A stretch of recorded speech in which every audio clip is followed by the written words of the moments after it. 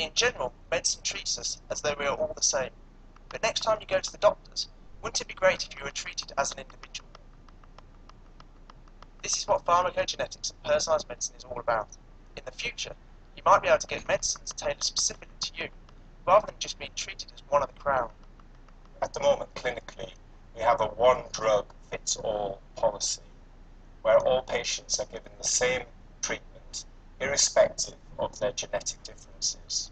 The purpose of pharmacogenetics is to optimize the use of drugs, and we are now moving towards personalized medicine, where patients are given appropriate treatment according not only to their symptoms, but their genotype as well. The way that we respond to a medicine can be affected by our genes. If we have an unusual version of a gene, or have extra copies, it can mean that we process the drug in different ways. Pharmacogenetics, therefore, involves carrying out a genetic test to see whether a particular drug is going to be suitable for a patient. However, some people do have general concerns about genetic testing. These include worries about misuse of sensitive information and whether they will experience discrimination based on their genes. Most people see genetic testing as a risk. It's going to label them, give some type of tag which says, I've got a horrible genetic disease. This is genetic testing to find out which is the best way to treat people.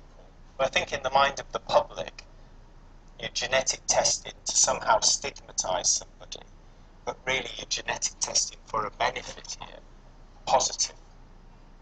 The main goal of pharmacogenetics is to help prevent patients from having adverse drug reactions, or ADRs. Genetic differences between people can influence the way that their bodies process a particular medicine. Two people might take the same drug. For one of them, it can work perfectly well and they get better. For the other, however, the drug might have no beneficial effect. More seriously, a wrong combination of genes can mean that taking the medicine will actually make their situation worse. The pills may end up making the patient more ill, and in severe cases, an ADR might prove fatal. It is true that the genetic tests involved in pharmacogenetics are not quite the same as those involved in testing for a disease, for example. There aren't the same sort of problems associated with them.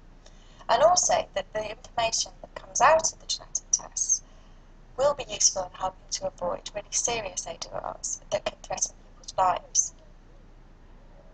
One of the most important parts of pharmacogenetics is grouping people on the basis of their genetic makeup.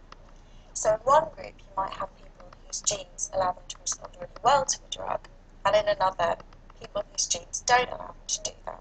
I think that raises two important questions. Firstly, which groups should drug companies target? And secondly, what happens to the people that are not in the target groups?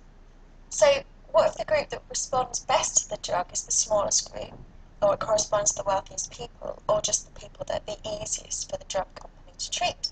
It effectively excludes people that are in other groups or disadvantages those groups, and perhaps they wouldn't be able to use these drugs. That's a particular problem when there are no other treatments available. I know that pharmacogenetics sounds like it's an amazing thing that's totally going to revolutionise healthcare provision. It's going to make everything better. I think we really need to remember that there are always winners and losers in these things. While the majority of people might walk away happy with drugs tailored specifically to their needs, others might get left behind. And I think that's really what's so controversial about pharmacogenetics. Because what if the person left behind is you?